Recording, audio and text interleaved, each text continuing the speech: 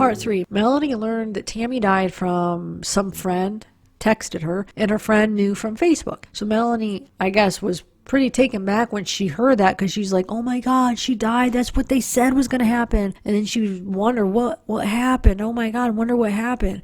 And Melanie said she wasn't sure how they did it, but knew it was part of the plan. And see, that's what makes me a little so for her to say that, I guess you could take that two different ways. If her saying, oh, it was part of, their plan, but maybe she just meant their plan, like God's plan. Their plan, Chad and Lori is thinking that they're working on behalf of God, and their plan to lead the 144,000. So maybe Melanie just meant that, but you could look at it in like a different way, like, oh, it was part of their plan. And then does Melanie know their plan to get rid of Tammy? You see how you can look at it like a part of the plan, like that they killed them for their plan, or their plan, oh, it was bigger than themselves and it was God's plan. I don't know how she meant that, but I feel like that at that point is the point I go to the cops right there and say, wait a minute, let me just tell you what I know. It might not mean anything. Maybe it was just a coincidental, but listen to what happened. They knew. Just tell them the story about Tammy and Chad and Lori, and how Lori knew that Tammy was going to die, and just weird stuff like that. So anyway, Lori sent Melanie wedding photos of her and Chad, and that was part of their plan to get married. So that was another part of their plan, was that were going to get married. Because remember, they've been married multiple times in past lives. That's what Chad says. Like somebody commented, a couple people commented, like, wonder how many times Chad used that for a pickup line, basically. That would just be like, well, in the book of cheesy pickup lines, like, oh, I was married to you multiple times in past lives. Just one of those like cheesy pickup lines or something that nobody takes serious, but Lori, I guess. So Melanie said both Chad and Lori felt that was where Tammy was supposed to go, to move on and fulfill her mission. Basically, she was supposed to die and move on. Melanie called once on her way to Arizona, wanted to say a prayer for JJ's safety, pulled over to say a prayer. Melanie said, I have no testimony of that. It doesn't fit the pattern. Why haven't you told us where the kids are and if they are safe? Oh, that's when Lori said, for your safety, we can't tell you. Melanie never got the confirmation if what they were telling her was true. Melanie talked to the police after that conversation. So Melanie basically had a long conversation with them about a lot of personal feelings. She said, I'm concerned for you and your salvation. The things that you've done, this is not light. This is darkness. Why did you tell the police I had the kids? And Lori said, I told them for the safety of JJ. And Melanie said she felt very uncomfortable with this conversation. And Melanie told them they were evil. Melanie continued to tell them that she is concerned for them. And that was the last time she spoke to them. So she told them that, if she's telling the truth, she told them that they were evil and stuff. So that's good. And then Alex died. And I guess the bishop called and said, why is there cop cars around Zulema's house? So the bishop calls her back and says Alex died. And Melanie said she was shocked. She said she told her bishop about everything when she got back from her trip. So she ended up telling the bishop about all this stuff when she got back. Melanie said she had many ideas about Alex as far as what happened to Alex. And she wondered if he killed himself. She said he did know that Melanie was going to tell the police.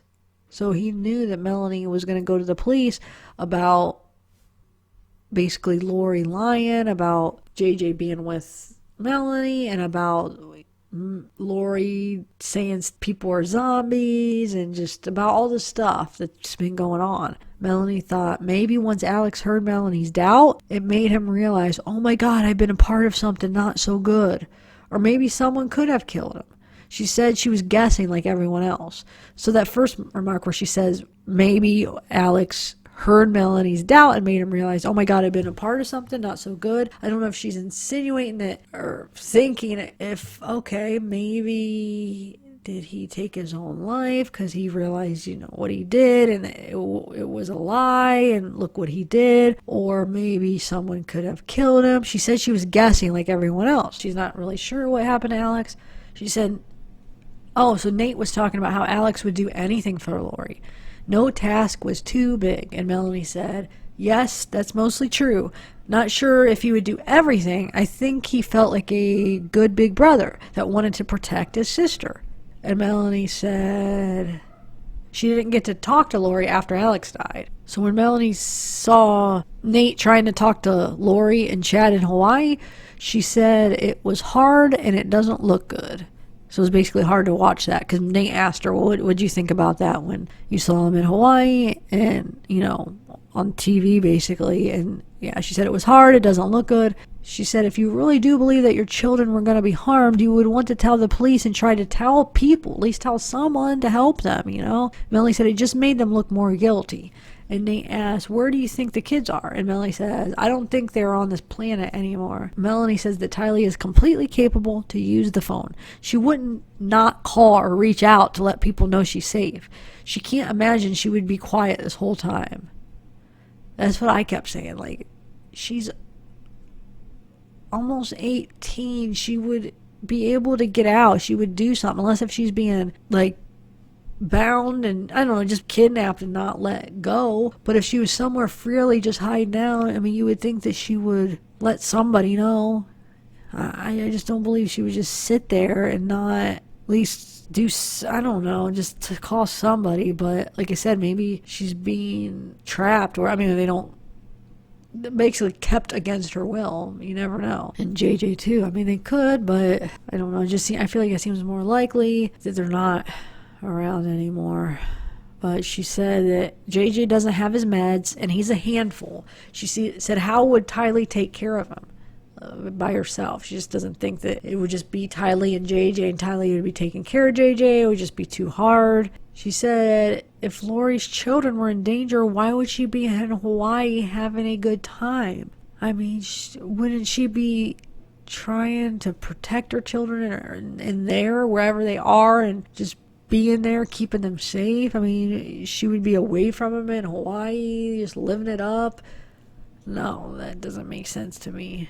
Anyway, Nate said, do you think Alex was involved? And Melanie says, I think it's possible. So Nate brings up the other Melanie Pawlowski about her saying how the kids are safe and that Lori has a plan. And Melanie Gibb, this Melanie, says, I think they want to believe Lori, basically. Melanie Pawlowski and even Lori's mom and sister and stuff, she says, I think they want to believe Lori and want to be a support. And she said, and sometimes when you know something, it's embarrassing to come forward with it, or you may get in trouble yourself, so you're scared to speak. So she's bringing up different scenarios that we've talked about. Like, it could be because Melanie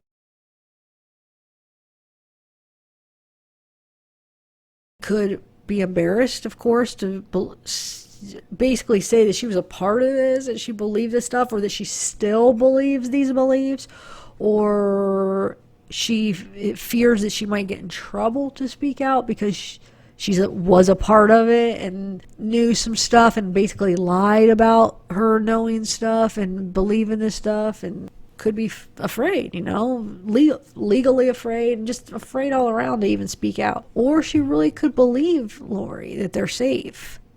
But I feel like either way, Melanie Pawlowski knows more than what she's saying.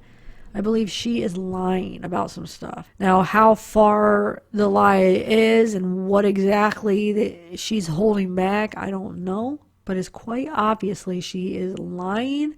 She's holding back something. She's not being truthful about something. I think partly it is because she's scared. I really do believe that. She's scared of the law. Because I just think she knows enough where the fact that she lied and to the police and FBI about what she knows, you could get in trouble for that. Look at Megan Boswell for false reporting. So the fact that she possibly may have lied to the FBI and told them false information could get her in a lot of trouble. It may be as simple as that, or it might be something more serious where, she might know something more that, just something way more, or it could just be something more simple that she just knew stuff that even little stuff that might not have anything to do necessarily with what happened to them. Either way, she could be not talking under fear. I believe she know something about where those children are and what happened to them. I really do. Now, do I think that she's the one that harmed them? No, I don't think that, but I believe that she knows maybe more information about what happened to them, basically. And I do believe that she possibly was with Alex when Alex went and shot at Brandon, her ex. I really do. Anyway, so Nate said, do you think they know stuff?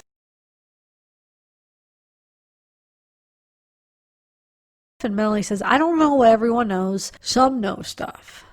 But how would Melanie know that some know stuff unless if she knows something that she's not saying? Because otherwise, is that just her opinion that she thinks some know stuff? But for her to just say some know stuff like a fact, then how would she know that is what makes me wonder. But anyway, so Melanie said that Melanie Gibb now says she hasn't watched TV in 16 years. She says she watched at the beginning and worried that what they would say about her. But after she met with police, she started to be okay with it, still concerned and loves everyone. But wait a minute. So after she met with the police, so what was already out there that she said she watched at the beginning and worried what they would say about her?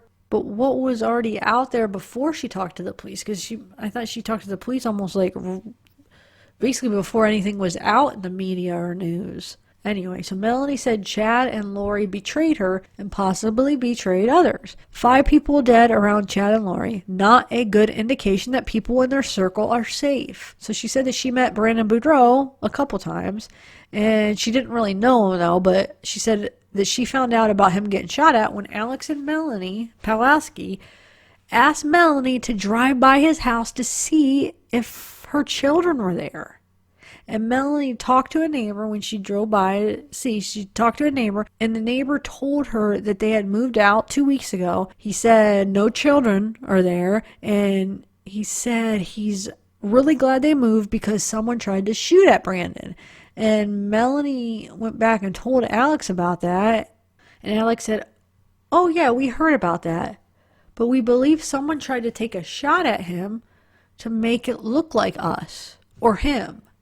And this is what Melanie's saying, Gibb. So it's almost, she first says us and like kind of corrects herself and says, oh, or him. So that, for some reason, that caught my ear. Was that a accidental slip? So why did Melanie originally say that, to make it look like us? And then she said, oh, or him. Alex said us, maybe, because he was talking about him and Melanie, because the other Melanie and Pawlowski, because then Nate corrects her and said, so Alex volunteered and said they're trying to make it look like me. So he corrects her almost as like me, and then Melanie says, yeah, you're saying it better than I am. And then Melanie kind of seems a little nervous right there. So it makes me wonder, did she accidentally say something she wasn't supposed to? And was it something to do because she said us, so she was kind of bringing the other Melanie in before anybody even was talking about the other Melanie, because this is when Alex was still alive. So if Alex told Melanie Gibb that, oh, they were taking a shot to make it look like us, he was referring to him and Melanie Pawlowski. But at that time, it might have been weird for him to say that unless if she was a part of it too. It might just be some innocent little slip up, but it just seemed weird how that all happened. And then when Nate corrects her, kind of like, oh, so Alex volunteered, so they were trying to make it look like me. And then how Melanie says, oh, yeah, you're saying it better than I am. But I don't know, she just kind of seemed nervous. It just seemed weird how that all took place. Anyway, so Nate said, what did you think when you heard that? And Melanie said, wow, I was surprised and didn't know what to think. And Nate said, do you think it was Alex? And Melanie said, from what I heard about it, it does sound like it. And Nate says, July 22nd, 2020, is the world going to end? And Melanie said, no, the world is not going to end. So the belief system is there is going to be a hurricane that hits the end of 2019 in Utah so hard. But wait. So it didn't hit. So what is Lori thinking? Was there wasn't a hurricane that hit so hard that in Utah? So considering that it didn't hit, do they think it's still going to end? Anyway, so it's supposed to hit the end of 2019, which would have been last year, maybe last December or It was supposed to hit that last month. I don't know. But she said that they wouldn't notice anything in Lori's personal life. She felt confident in doing that, thinking no one would notice. And so that's why it was done in a sloppy way. So this is kind of weird that Melanie's saying this. Because first of all, she's saying it like she knows that this is what was going on in Lori's head. And for her to know that, then she would know that Lori was planning this and did this, right? Okay, so the belief system is that there's going to be a hurricane that hits the end of 2019 in Utah. That hits so hard that they wouldn't notice anything in Lori's personal life. Well, how does she know that right now, that that's what their beliefs are, unless if Lori told her that? Do you see what I'm saying? So if Lori told her that, then that means Lori told her plans about the kids, right? Says she felt confident in doing that, thinking no one would notice. And so that's why it was done in a sloppy way. I mean, is this supposed to, is she just guessing that this is what the situation was? What they were thinking? But she says that like she knows that that's what it's supposed to be, about the end of the world. Okay, so maybe it is a common thing that some of these groups know about this hurricane is supposed to hit at the end of 2019 and as far as the end of the world on July 22nd, 2020. So maybe possibly she could know that part because people that think that there's more than just Lori and Chad that think that date and stuff. So, but what about the part where she said it would hit so hard that they wouldn't notice anything in Lori's personal life? She felt confident in doing that, thinking no one would notice.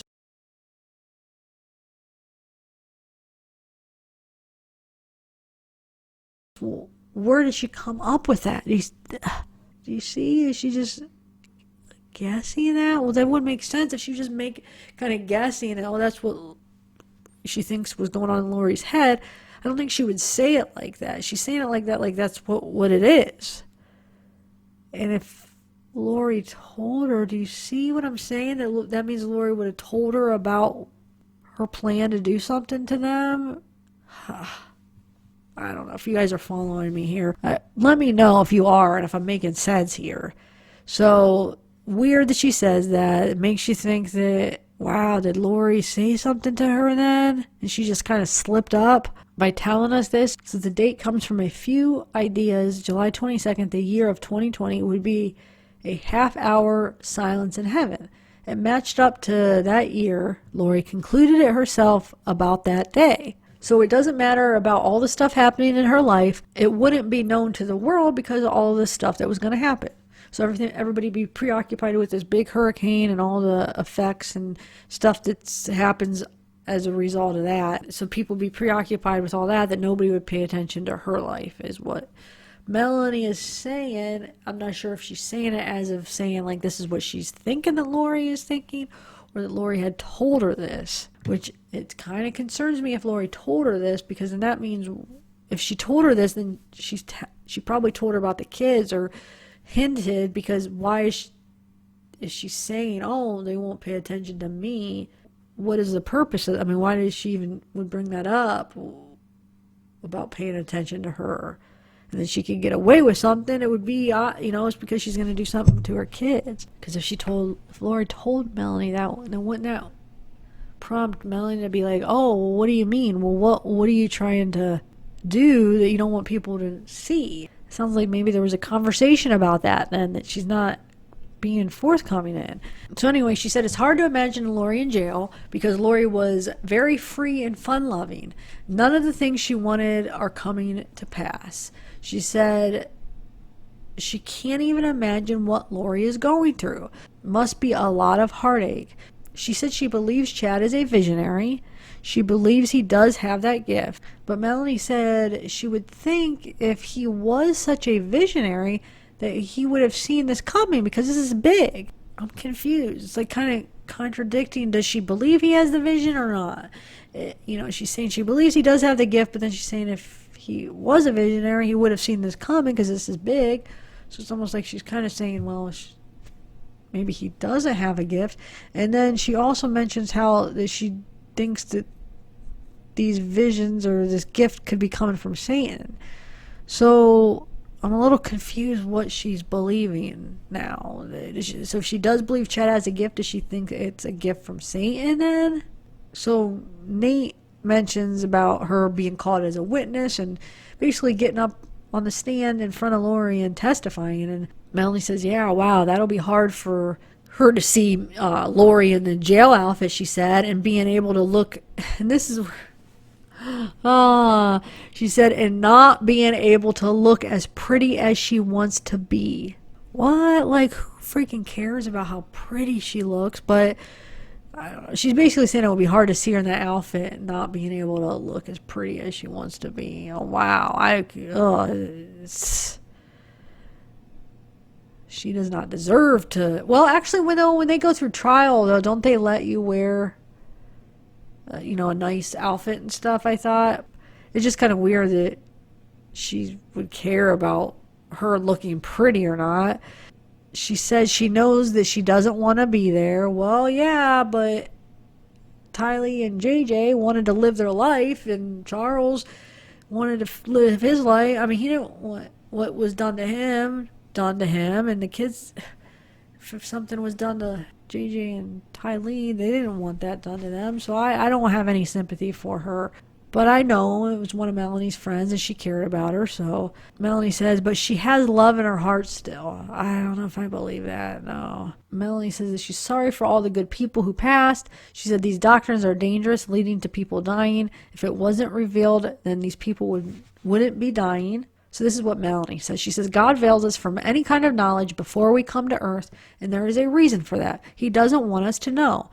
Melanie sees Chad as the hand and Lori as the puppet on the hand. I agree with her on that one. I'm not saying that Lori is innocent and doesn't deserve to go to jail and, get punished. No, I'm not saying that at all.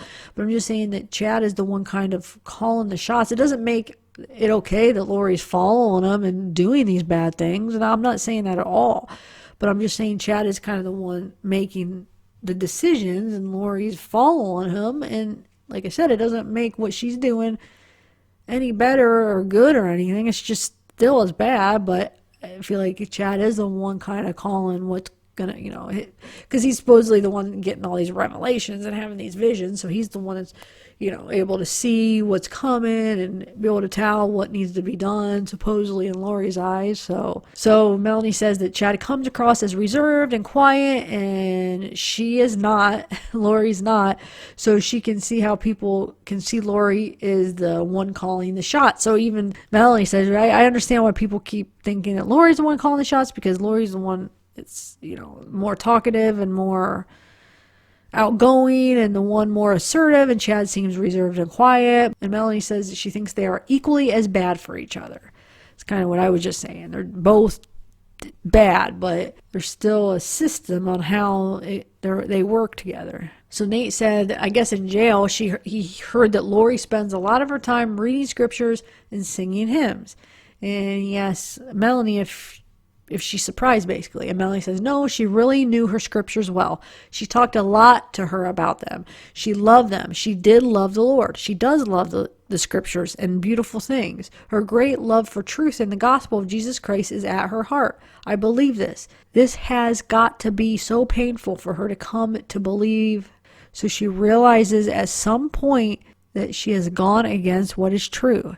That would be hard to take in, especially how much she loves God. I hope she gets there. Nate says, what do you think should happen to her if they are found guilty of doing something to the children or Tammy? Melanie says, whatever the punishment is in our country, whatever jail time, they shouldn't be back out. When you take someone's life, that's serious, so they don't have the right to come out and hurt other people. It's safer that they're in a place where they can't influence other people, unfortunately. So Nate asked Melanie about a friendship that she developed with Tammy's family member, and Melanie said one person in her family happened to find her. They found each other, basically. So Nate asked Melanie about the podcast platform and asked how that came about. Melanie said, it was my idea. I wanted to write a book, and then I decided I wanted to do a podcast to share my experience with a change of heart and the doctrine of Christ. So I had a few people join us, and I was just starting about the time I met Lori. There was 4 of us that were usually on, and we had guests. Chad was a guest a couple times, 2 times in person and 2 times on the phone. Nate said, what's the one thing you want people to take away from this interview? The one thing you want people to remember about Melanie Gibb? And Melanie says, I don't want them to remember me. I didn't want to get known this way. But if I am remembered, the person that loves a group of people in trouble, to know that being deceived can be very dangerous. Listening to your own revelations and not other people is very important. Not letting people tell you what to do for your journey. To seek personal revelation yourself and not putting your trust in the flesh. So Nate asked if Melanie had any interaction with Chad's family. And Melanie said, this is really hard. I am feeling for their children. Not my personality to gossip. I do care about those kids. I know Tammy does. Melanie knew that Lori met Chad's kids. According to Lori, they fell in love with her. Remember, I did a video. I showed that part where I showed a post basically where one of the kids posted about how they had met Lori before Tammy even died, and they loved Lori. They already had a relationship with their stepmom. They called her stepmom, and they basically loved her, and they knew her before.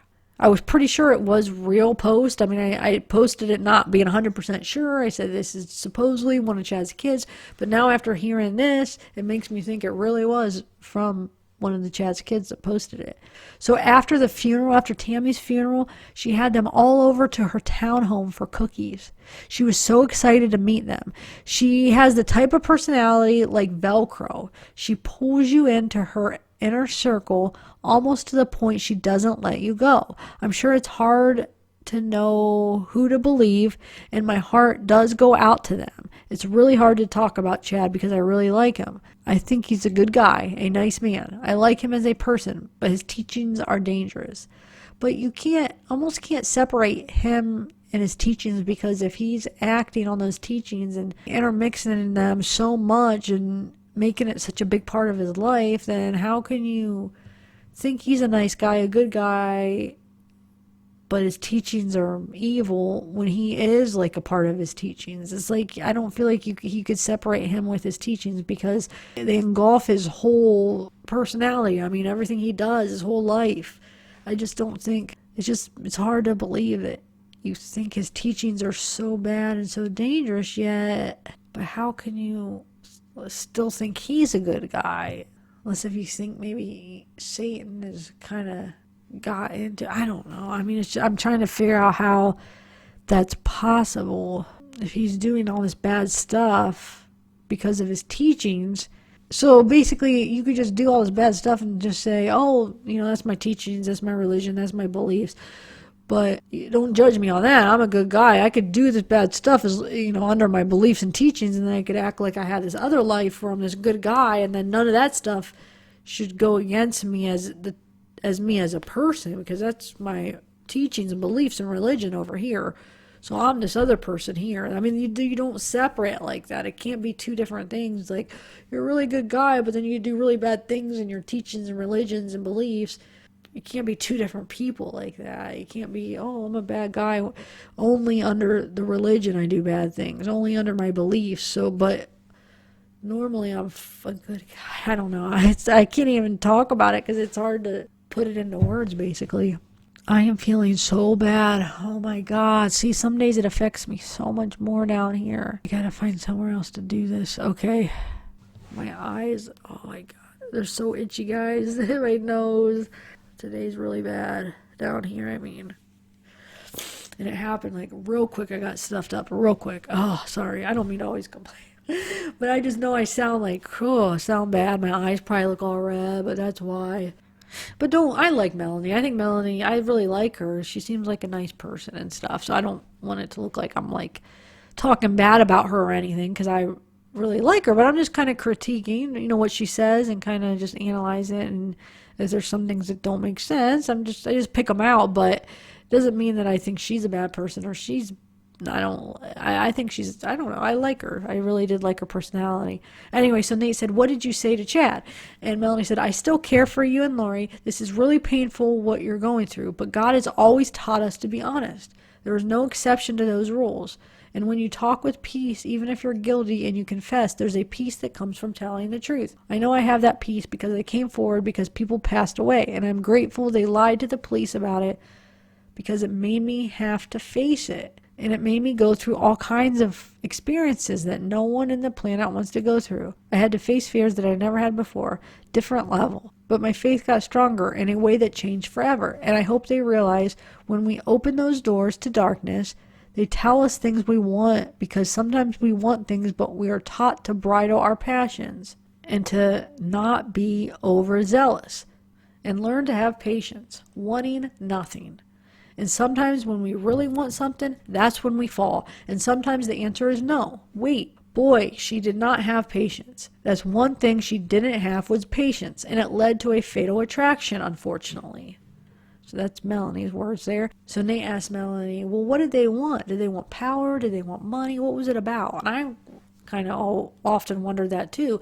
I think it's a mix. Like, I think we've talked about it in many videos. I mean, is it the money? Is it the power that Chad wants? What is it? It's this driving force, or is it all of them together? Everything. So anyway, Melanie said, that's a really personal thing. She shared a lot of personal things with me, and I'd hate to share that out loud. But I'll just say that it was a fatal attraction. It was a lot of love between the two of them. They really seemed to love each other a lot, and they couldn't wait to be together. What a strange answer. So Melanie is almost saying that she knew what they wanted, but she can't say anything. It's almost like she's making you think like it's like sex or something, but I don't know if she misunderstood the question, because it's got to be more than that, because Nate's talking about the bigger picture. Like, what is the purpose of everybody having to die? And basically everybody having to die and breaking up two families basically, and all the deaths and stuff. Well, what is the purpose of that? So yeah, sex and lust and stuff, that's a part of it, but it's got to be more. It's got to be bigger than that, because they could have just had that without people having to die. I mean, that has to be more. Is it the life insurance money? Is it the power? I think it's everything. Chad wanted that power. Lori wanted the money. Chad wanted the money too. I'm sure that sex was a part of it. Everything. Because then Nate says lust too, and Melanie says yeah. And Nate says, well, what would you say to her? Melanie says, we've had a lot of fun times together, laughed a lot, and I love her. And I'm so sorry that she has been so deceived by Chad, and that she's also been deceived not just by Chad, but by people on the other side of the veil, pretending to be good when they're not. She got tricked. Same thing as when we want something so bad, but when we go into our heart and realize the path that Christ set was perfect, was loving, kind, and never called people light or dark. So their mission doesn't align with one that would walk with Christ. I know you're suffering. I think about you every night in the jail, alone, without Chad, who you love, and I know that's really painful for you. I learned a great deal about deception, and now you've learned a greater deal about deception. I just hope you can put aside a lot of your wants and be humble. He still loves you and Chad. You can always be forgiven. He's a good God. I know he died for her too. There's still hope. Nate says, that is quite a message of love and peace. A lot of people don't have love for her. She can end all of this if she just says where the kids are. Do you think she will? And Melanie says, I don't know. It doesn't look like it. As long as she holds on to those beliefs, she won't. But if she comes to realize what her inner feelings are, could Chad really be Satan? If so, he's a really good one. You know that combo we had, Lori? Maybe that was that feeling telling you inside that he wasn't doing the right things or telling you the right things. Anyway, so that's the end of the summary, or basically, I almost told you the whole interview, basically word for word on a lot of it. Very interesting, a lot of information, so I don't know. Let me know what you guys think of Melanie. I liked her, but I know I've been reading some comments, and there's just a lot of people that really weren't liking her, and I just thought I guess I was just surprised on how many people were really leery of her, when I don't know, I thought that she was being truthful. I know a lot of people kept saying how they think that, she should have went to the police before she did, but I think she went about the right time.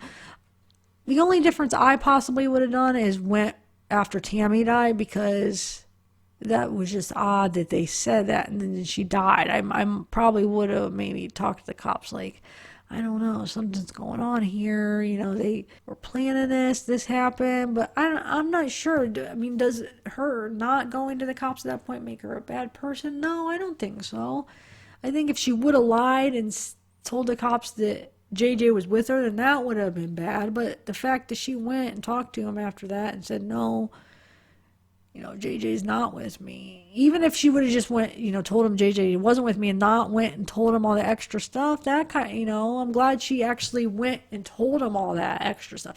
So not only did she just say, no, you know, JJ's not with me, she went and explained everything that was been going on. So she did tell them all that stuff. So I don't know. I think she's all right. She did the right thing for the most part. So, like I said, I'm sorry. I know this interview was out like last week. Kind of late getting my review out here, but I'm going to be doing a live soon. Actually, I don't know. See, sometimes I record these, and by the time I edit it and get them uploaded, it could be days later. So I don't know. By that time, I might already have done a live. I don't know, because I want to try to do a live. Probably not tomorrow because I got my nephew's birthday, but I think Wednesday me and Randy are going to try to do a live. So whether or not this is going to, because today's only what, Sunday? Monday. Today's Monday when I'm recording this, okay? So we'll see when I actually get it up and edited. I've had videos I recorded where I didn't edit it. I think my longest that I recorded before I edited was a little over a month that I had it recorded and I didn't get to edit it. Now I'm a lot quicker. Sometimes it's just because I record something and more important but stuff that I want to get out quicker comes up, and at that time, you know, there'd be something that I'd want to hurry up and make a video before I got that, because you know, sometimes certain videos could wait longer than other videos. I feel some videos it's all about hurry up and informing the people with an update, and then sometimes it's just something like an analyzation where it could wait. It's not like an update people are waiting to hear. Anyway, rambling again. I'm sorry. I'm trying to be better at that. So yeah, I don't know when this will be edited and uploaded, but hopefully Wednesday we'll do a live. Hopefully we can have Randy on. I miss actually being here with Randy, but the virtual thing will be all right for now. I know he wanted to talk about this interview. Okay, so I'm going to end this here. Thank you guys for watching. Oh, don't forget, link in the description down below. Check out my merch. There's seriously like 10 different styles of t-shirts, and there's a couple different styles of long sleeve shirts, 2 different styles of hoodies, you got sweatshirts, coffee mugs, everything. So, and then give me some recommendations for my next design for my merch. I already have a couple ideas. I want to do like a caricature of me. I don't know, we'll see. So I'm going to get more designs, but this one's pretty cool. I like. Alright guys, have a good night. Bye.